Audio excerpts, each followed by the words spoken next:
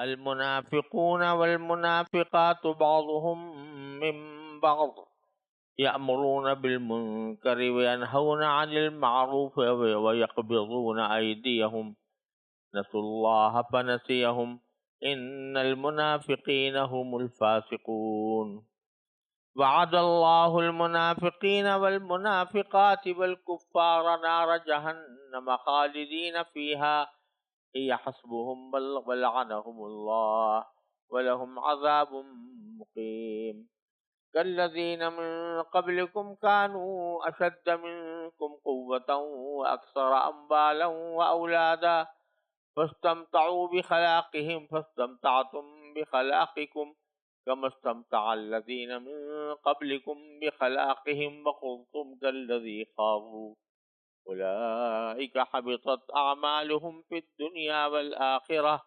وأولئك هم الخاسرون ألم يأتهم نبأ الذين من قبلهم قوم نوح وعاد وثمود وقوم إبراهيم وأصحاب مدين والمؤتفكات أتتهم رسلهم بالبينات فما كان الله ليظلمهم ولكن كانوا أنفسهم يظلمون والمؤمنون والمؤمنات بعضهم أولياء بعض يأمرون بالمعروف وينهون عن المنكر ويقيمون الصلاة ويؤتون الزكاة ويطيعون الله ورسوله أولئك سيرحمهم الله إن الله عزيز حكيم وعد الله المؤمنين والمؤمنات جنات تجري من تحتها الأنهار خالدين فيها ومساكن طيبة في جنات عدن ورضوان من الله أكبر ذلك هو الفوز العظيم يا أيها النبي جاهد الكفار والمنافقين واغلظ عليهم ومأواهم جهنم وبئس المصير صدق اللہ مولانا العظیم۔ یہ سورہ انفال کی آیت نمبر 67 سے آیت نمبر 72 تک میں نے تلاوت کی ہے، اور اس میں اللہ تبارک و تعالی نے منافقین کی خاصیات اور ان کا غلط طرز عمل کو اور اس کے مقابلے میں مخلص مومنوں کے طرز عمل کو بیان فرما کر دونوں کا فرق واضح کیا ہے۔ ترجمہ ان آیات کا یہ ہے کہ باری تعالیٰ فرماتے ہیں کہ منافق مرد اور منافق عورتیں سب ایک ہی طرح کے، وہ برائی کی تلقین کرتے ہیں اور بھلائی سے روکتے ہیں اور اپنے ہاتھوں کو بند رکھتے ہیں۔ انہوں نے اللہ کو بھلا دیا ہے تو اللہ نے بھی ان کو بھلا دیا۔ بلا شبہ یہ منافق بڑے نافرمان ہیں۔ اللہ نے منافق مردوں، منافق عورتوں اور تمام کافروں سے دوزخ کی آگ کا عہد کر رکھا ہے، جس میں وہ ہمیشہ رہیں گے، وہی ان کو راس آئے گی۔ اللہ نے ان پر پھٹکار ڈال دی ہے اور ان کے لیے اٹل عذاب ہے۔ منافقوں تم انہی لوگوں کی طرح ہو جو تم سے پہلے ہو گزرے ہیں، وہ طاقت میں تم سے مضبوط تر اور مال اور اولاد میں تم سے کہیں زیادہ تھے، چنانچہ انہوں نے اپنے حصے کے مزے اڑا لیے، پھر تم نے اسی طرح اپنے حصے کے مزے اڑائے جیسے تم سے پہلے لوگوں نے اپنے حصے کے مزے اڑائے تھے، اور تم بھی ویسی ہی بیہودہ باتوں میں پڑے جیسے وہ پڑے تھے۔ یہ وہ لوگ تھے جن کے اعمال دنیا اور آخرت میں غارت ہو گئے، اور یہی وہ لوگ تھے جنہوں نے خسارے کا سودا کیا۔ کیا ان منافقوں کو ان لوگوں کی خبر نہیں پہنچی جو ان سے پہلے گزرے ہیں؟ نوح کی قوم اور عاد و ثمود، ابراہیم کی قوم، مدین کے باشندے اور وہ بستیاں جنہیں الٹ ڈالا گیا، ان سب کے پاس ان کے رسول روشن دلائل لے کر آئے تھے۔ اللہ ایسا نہیں تھا کہ ان پر ظلم کرتا، لیکن یہ خود اپنی جانوں پر ظلم ڈھاتے رہے۔ اور مومن مرد اور مومن عورتیں آپس میں ایک دوسرے کے مددگار ہیں. وہ نیکی کی تلقین کرتے اور برائی سے روکتے اور نماز قائم کرتے اور زکوٰۃ ادا کرتے اور اللہ اور اس کے رسول کی فرما برداری کرتے. یہ ایسے لوگ ہیں جن کو اللہ اپنی رحمت سے نوازے گا.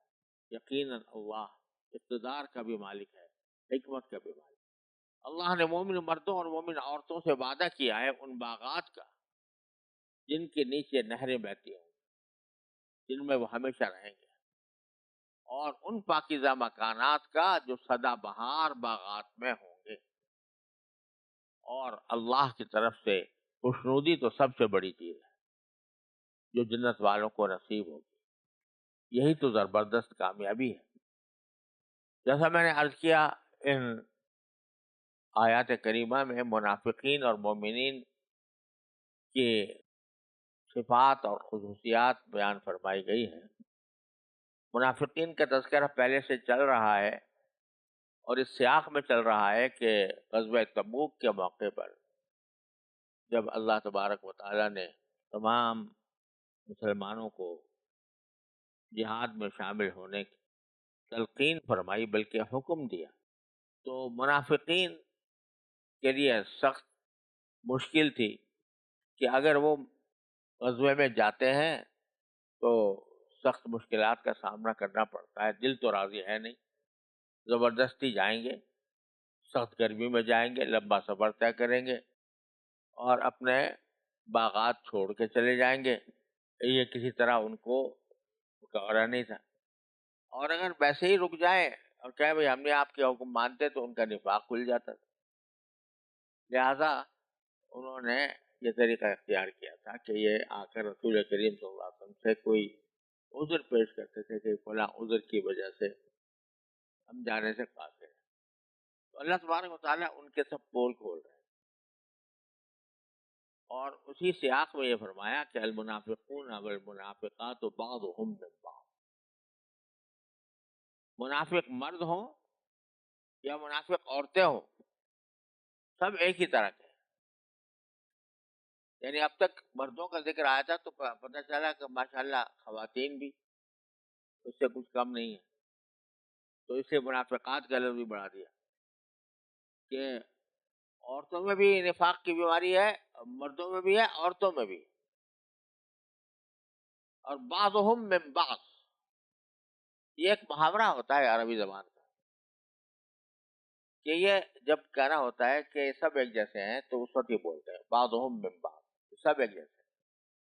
مطلب یہ کہ ان کے مجموعی جو ان کے کام ہیں، مجموعی ان کی صفات جو ہیں وہ ایک دوسرے سے ملتی جلتی ہیں. یہ بھی اپنے آپ کو مسلمان کہتے ہیں، اندر سے نہیں ہوتے، دوسرے بھی ایسے ہی کرتے ہیں. اور خصوصی کچھ ماشاءاللہ صفات ایسی ہیں الحمد باللہ کہ یامرون بالمنکر، لوگوں کو برائی کا حکم دیتے ہیں، برائی کی تلقین کرتے ہیں. مثال کے طور پر غزوہ تبوک میں لوگ جانے کی تیاری کر رہے ہیں، جو مخلص مسلمان ہیں ابھی چپ کے سے کسی کے دل میں کہتے بڑی کیا خامخواہ تم نے اپنے آپ کو جان ہلاکت میں ڈالو گے اور اتنے سخت مشکل میں اتنے بڑے دشمن سے جا کے مرو گے. اب یہ منکر کا حکم دے رہے ہیں، کیا کہ جہاد سے پہلو تہی اختیار کر لو. برائی منکر کہتے ہیں ہر برائی کو. تو یہ ایک میں نے مثال دی کہ جہاد میں جانے سے رکنا ایک برائی تھی، اس کا یہ حکم دے رہے ہیں لوگ. اور بھی ان کی کئی باتیں قرآن کریم میں مختلف جگہوں پر بیان کی ہیں. تو وہ دوسروں کو مختلف جھوٹ پر آمادہ کرتے ہیں، دھوکہ دینے پہ آمادہ کرتے ہیں. تو اس کو فرما رہے ہیں کہ یہ برائی کی تلقین کرتے ہیں. وَيَنْهَوْنَ عَنِ الْمَعْرُوفِ، اور نیکی سے منع کرتے ہیں. نیکی سے منع کرتے ہیں. یہی نیکی مثلا جہاد میں جا رہے ہیں لوگ تو اس کو منع کرتے ہیں کہ بھائی کیوں خامخواہ اپنی جان خطرے میں ڈال رہے ہیں. وَيَقْبِضُونَ أَيْدِيَهُمْ، اور اپنے ہاتھوں کو مٹھی بند کر کے رکھتے ہیں. ہاتھوں کو مٹھی بند کر کے رکھنے کا معنی یہ ہے کہ پیسے کے پوت ہیں اور مال کی محبت ان کے دلوں میں شرائط کیے ہوئے ہے. لہذا جہاں مناسب جگہ پر خرچ کرنا چاہیے وہاں یہ خرچ نہیں کرتے. انہوں نے اپنے ہاتھوں کو باندھ کر رکھا ہوا ہے. تو یہاں اللہ تعالیٰ نے 3 صفات بیان کی: برائی کی تلقین کرنا، اچھائی سے روکنا، ہاتھوں کو روک کے رکھنا. تو یہ معلوم ہوا کہ اگر کوئی شخص کسی کو برائی کی طرف بلائے، ناجائز کام کی طرف، تو یہ اس کے اندر نفاق کی ایک صفت پائی جا رہی ہے. اگرچہ ہم اس کو منافق نہ کہیں لیکن کام منافق ہو جیسا ہے. یا اگر کوئی کسی نیک کام سے منع کرے تو وہ ایسا ہے جیسے کہ ایک منافق جو کام کر رہا تھا وہ کر رہا ہے. میں اس لیے اس کو پر خاص زور دینا چاہ رہا ہوں کہ ہمارے دور میں اعمال کی قدریں بدل گئی.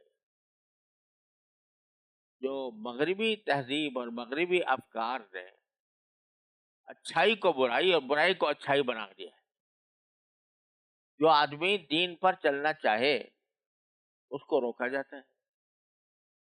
بھائی دنیا والوں کے ساتھ چلو، تم نے الگ کیا روش اختیار کر. تو حکم دیتے ہیں منکر کا. منکر کیا؟ سارے منکرات پھیلے ہوئے ہیں.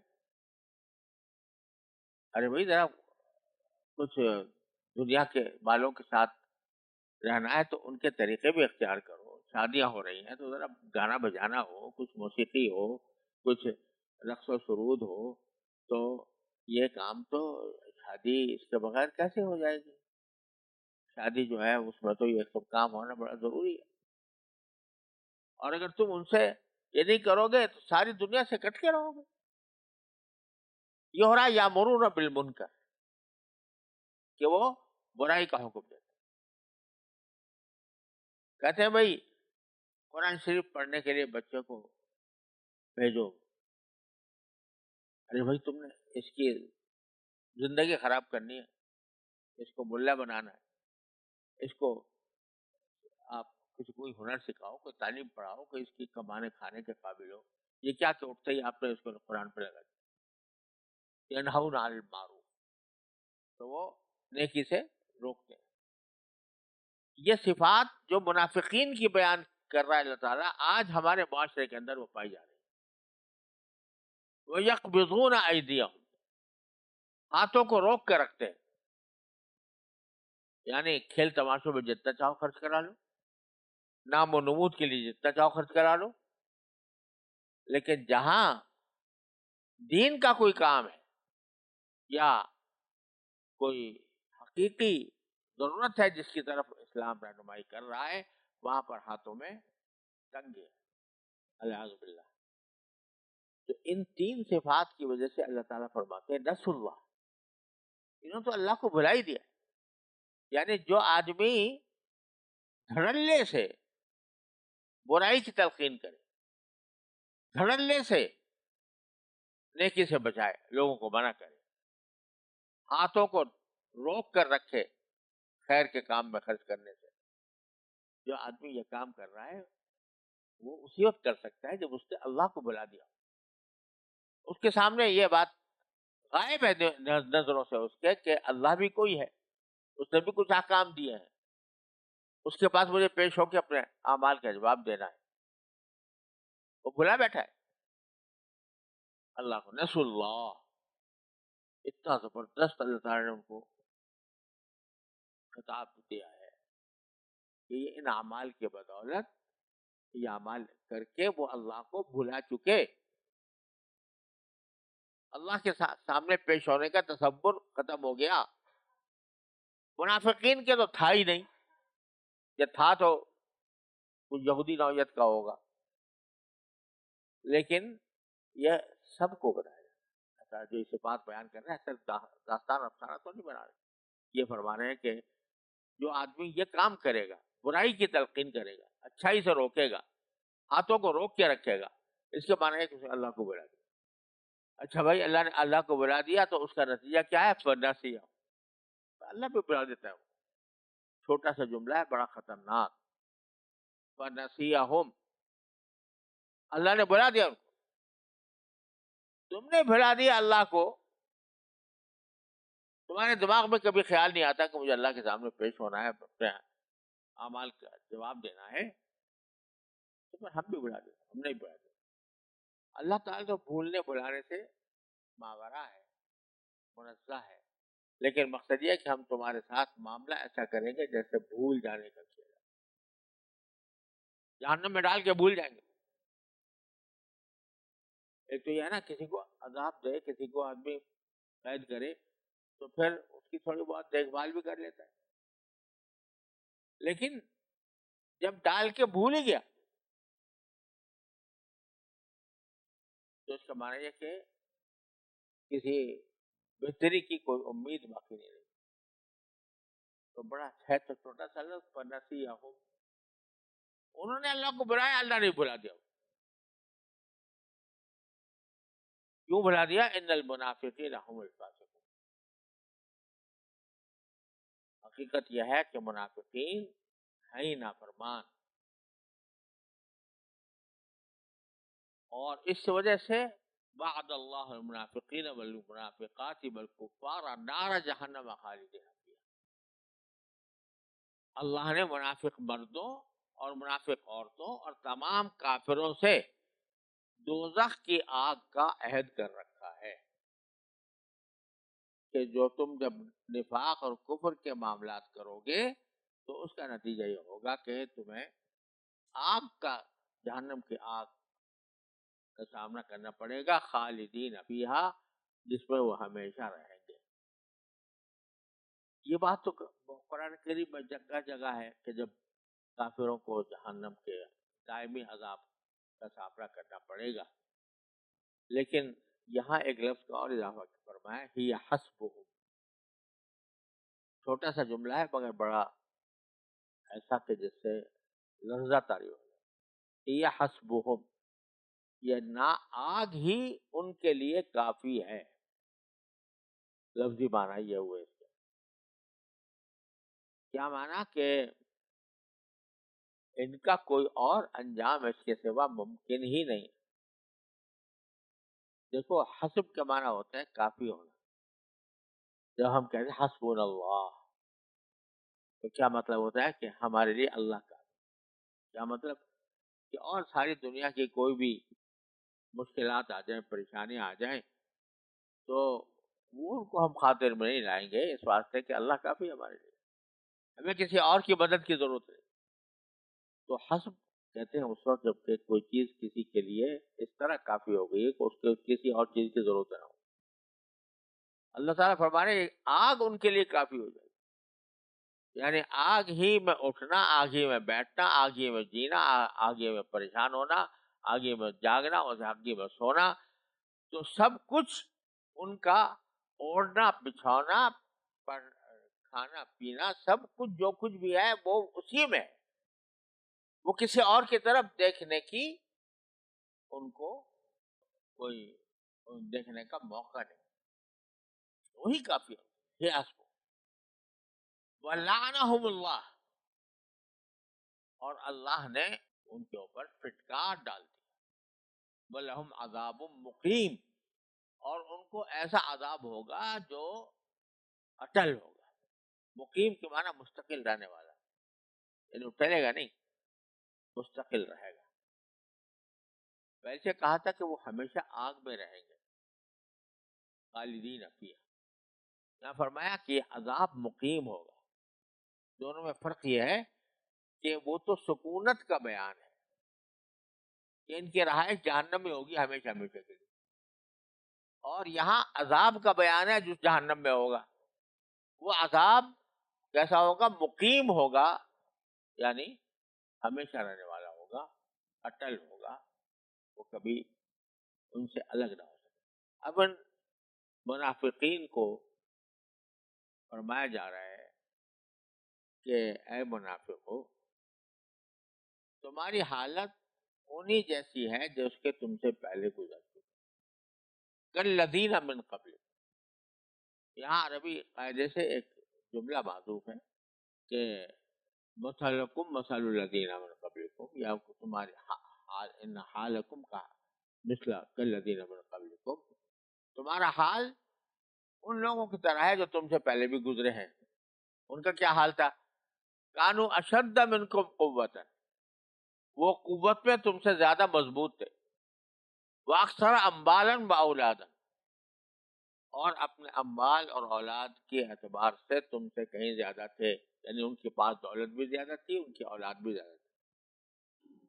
فاستمتعوا بخلاقہم، انہوں نے ان کو دنیا کے اندر سے جو اللہ نے ان کا حصہ مقرر رکھا تھا دنیا کے اندر، دنیا کے مزے اڑانے کا، دنیا کی لذتیں حاصل کرنے کا، وہ حصہ انہوں نے نفع اٹھا لیا.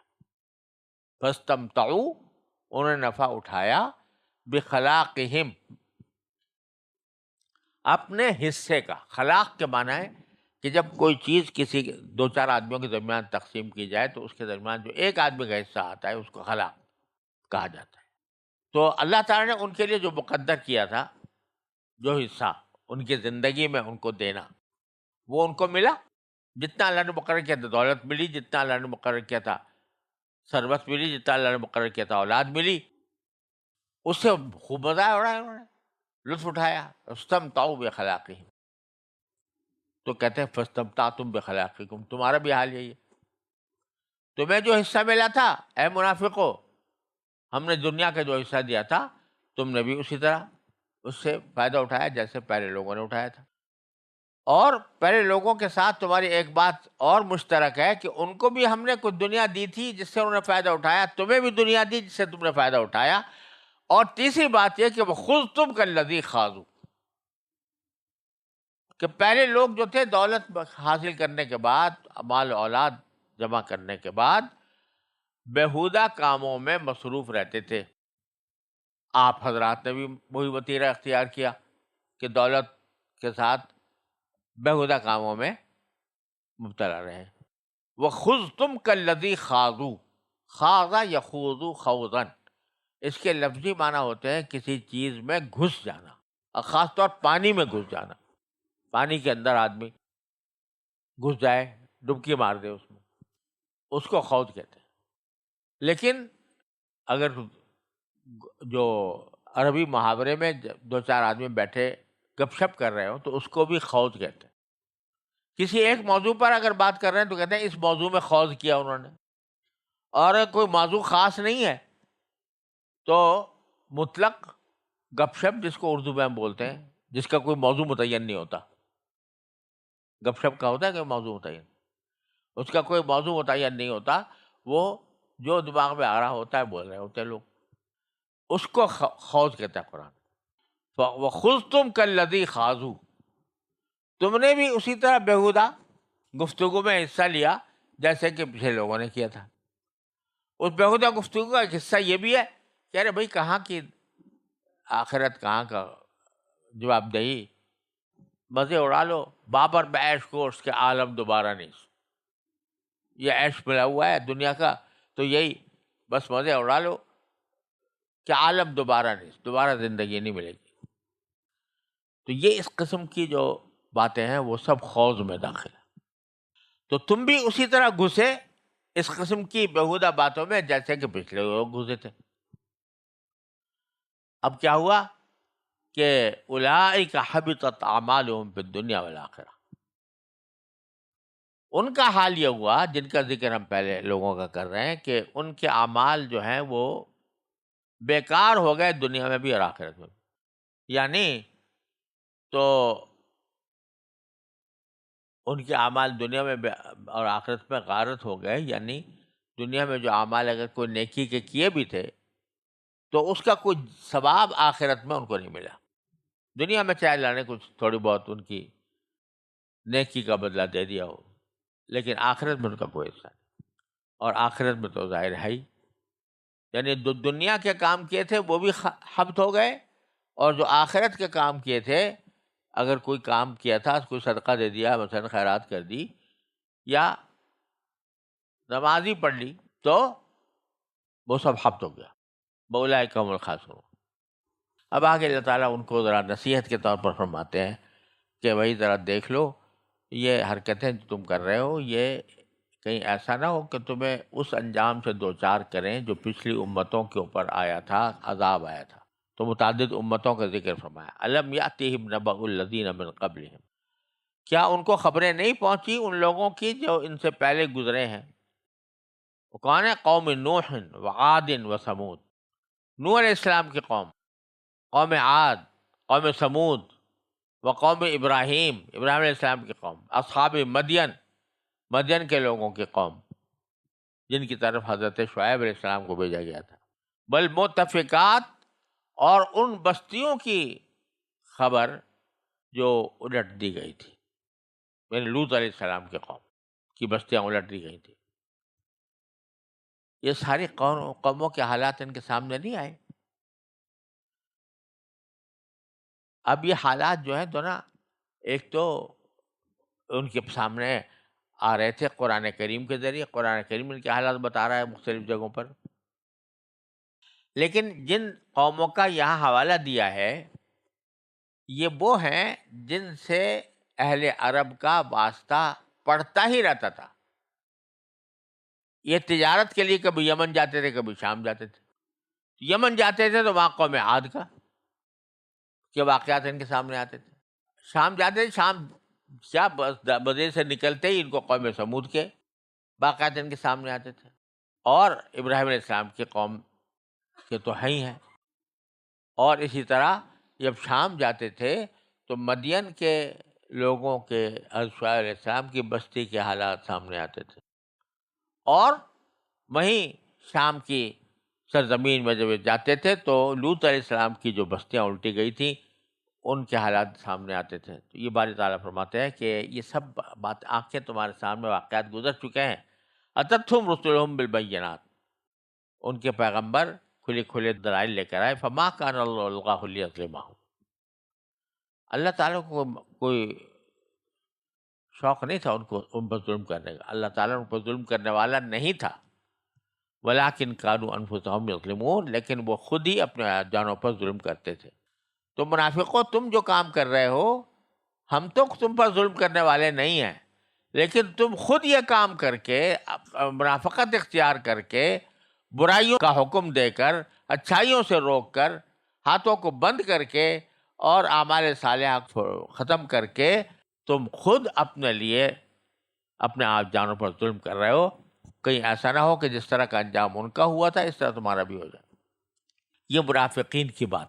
اس کے مقابلے میں جو سچے مومن ہیں ان کا ذکر آگے فرمایا، بالمؤمنون والمؤمنات بعضهم اولیاء بعض، مومن مرد اور مومن عورتیں یہ ایک دوسرے کے دوست ہیں، ایک دوسرے کے حامی ہیں، ایک دوسرے کے مددگار ہیں۔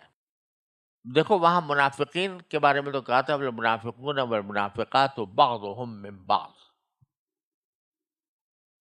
یہ منافق اور منافقات جو ہیں سب ایک جیسے ہیں، ایک طرح سے۔ یہاں یہ نہیں کہا مسلمانوں کے لیے کہ بعضهم من بعض، یہ سب ایک جیسے ہیں۔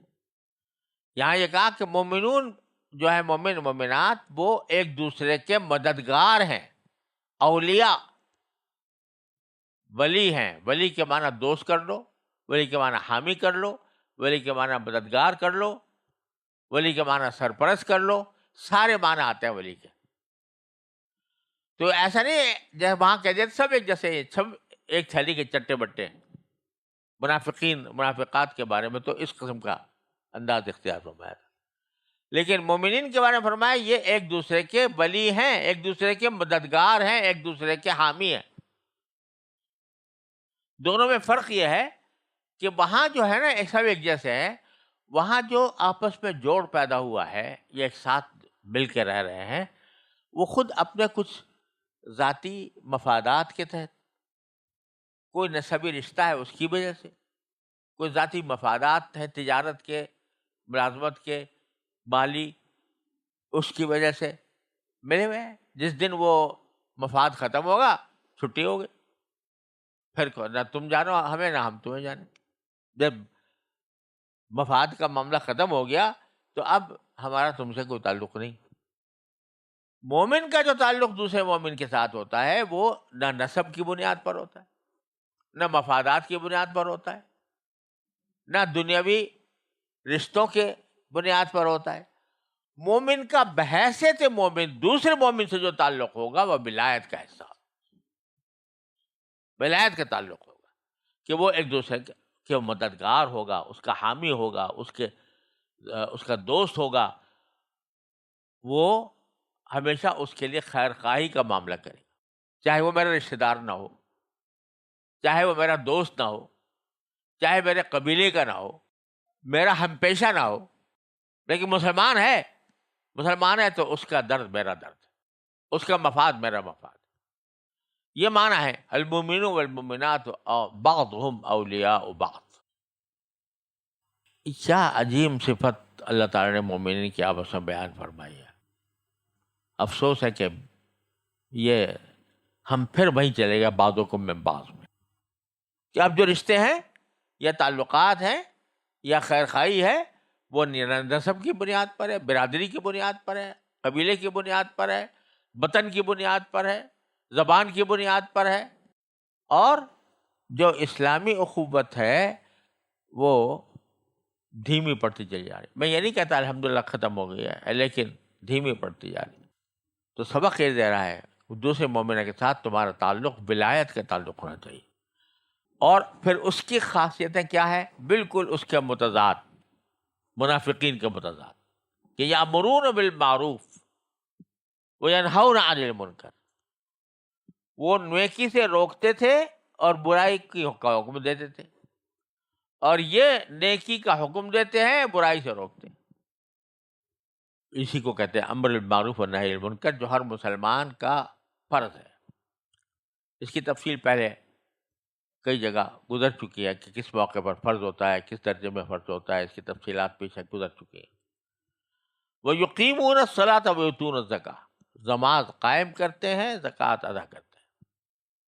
یقبضون ایدیہم فرمایا تھا نا منافقین کے لیے، وہ ہاتھ مٹھی بند کر کے رکھتے ہیں، اور یہ جو ہیں وہ یؤتون الزکاۃ، زکوٰۃ ادا کرتے ہیں. ان کی مٹھیاں بند نہیں ہوتی، ان کی مٹھیاں کھلی رہتی ہیں. وَيُطِيعُونَ اللَّهَ وَرَسُولَهُ، اور اللہ اس کے رسول کی اطاعت کرتے ہیں.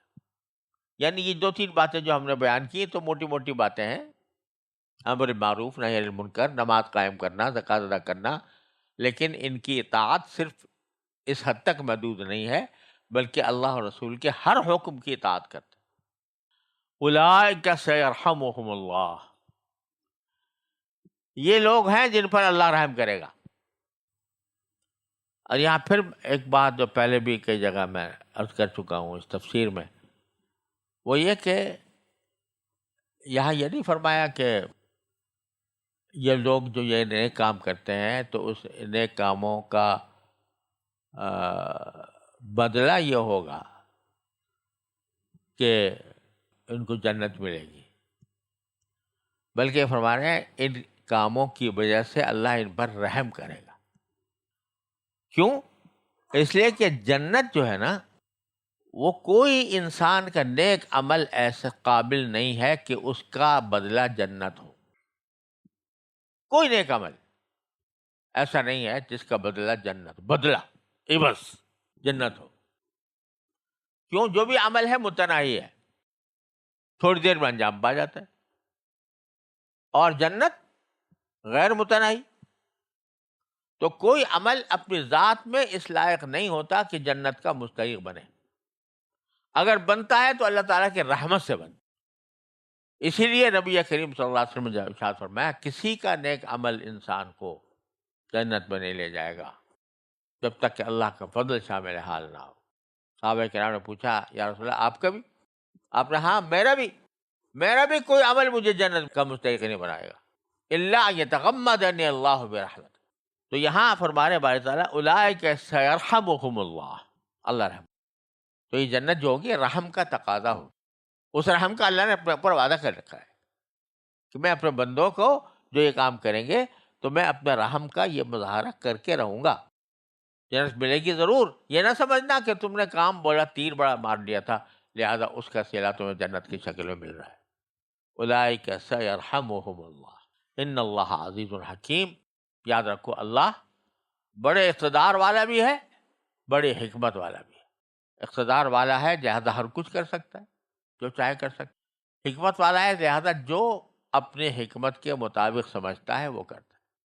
منافقین کو ظاہری اعتبار سے چھٹی دی ہوئی ہے اپنے حکمت کی وجہ سے، باوجود ان ساری ان کی خرابیاں بیان کرنے کے، لیکن ان کو یہ حکم نہیں دیا رسول کریم صلی اللہ علیہ وسلم کو کہ ان کو مارو، قتل کرو۔ یہ اس کی حکمت کا ایک مظاہرہ ہے۔ بعد اللہ المؤمنین والمؤمنات جنات تجری من تحت الانہار خالدین فیہا، اب وہ جو فرمایا تھا رحم کرے گا اللہ تعالیٰ، اس رحم کا مظاہرہ کیا ہے کہ اللہ نے وعدہ کر لیا ہے۔